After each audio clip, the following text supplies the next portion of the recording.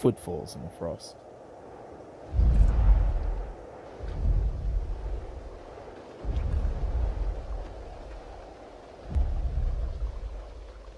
An adult bull illoch has just brought down its quarry, a juvenile Krampus, separated from its mother during a recent blizzard. It was an easy target. The tyrant begins to eat its victim while it's still alive, gorging itself quickly as it can. Its feeding is panicked and gluttonous, but not from starvation.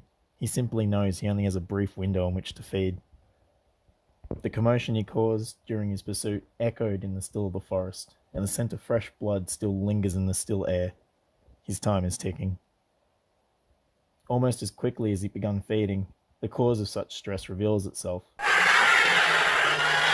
An adult male Valkyrie, the largest volant carnivore in northern Aegoria, and the almost unmatched apex of these frigid wastelands. There is no use in standing his ground. The sheer size of the false griffin is enough of a deterrent alone, and the illoch backs down, abandons his kill, and flees into the forest. The Valkyrie is well known throughout the province for its might and ferocity, and many revere it as a symbol of strength and power. It is the apex of the frozen reaches of northern Aegoria, an expanse of land aptly known as the Northern Wastes for its apparent lack of life or resources. It is these harsh conditions which have spurred forth the adaptations which made the Valkyrie not only capable of surviving in such frigid cold, but thriving as the Waste's most successful terrestrial predator. While often compared to the dregs and dragons of the province, the Valkyrie is actually more related to birds and griffins. They are derived from Maniraptorian dinosaurs and are basal members of the family Chimeridae. Like their distant true dragon cousins, the Chimerids also evolved to have a hexapedal form, believed to have stemmed from an ancestral mutation in their Hox genes, likely caused by exposure to mana. Despite its ancestral hexapedal condition, the Valkyrie seems to be losing the use of its front limbs, having very reduced forearms.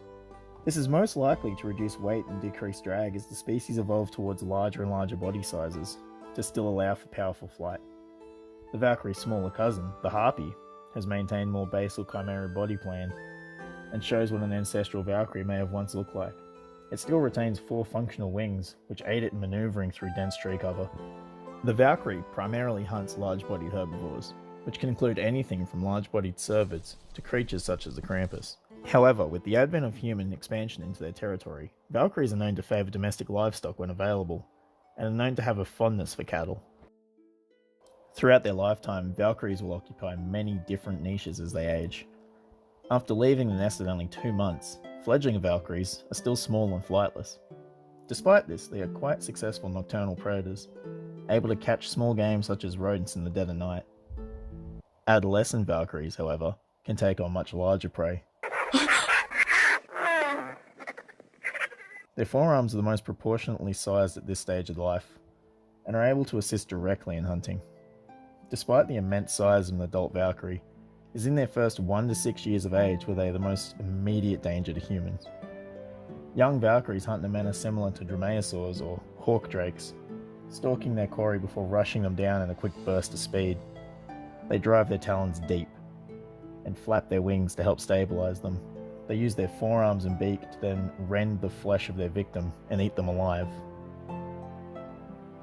Valkyries mature at around 15 years of age, and until they achieve their adult size, they are vulnerable to predation themselves from mesopredators such as the illoch, and even the occasional gargoyle, an enormous macropredatory bat which is normally itself a prey item to an adult Valkyrie. The Valkyrie has cemented itself in the folklore and culture of both settlers of northern Aegoria and the Asagari people native to the Wastes.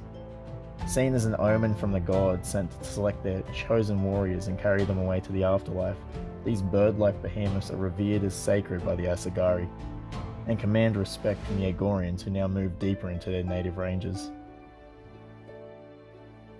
Thanks for watching.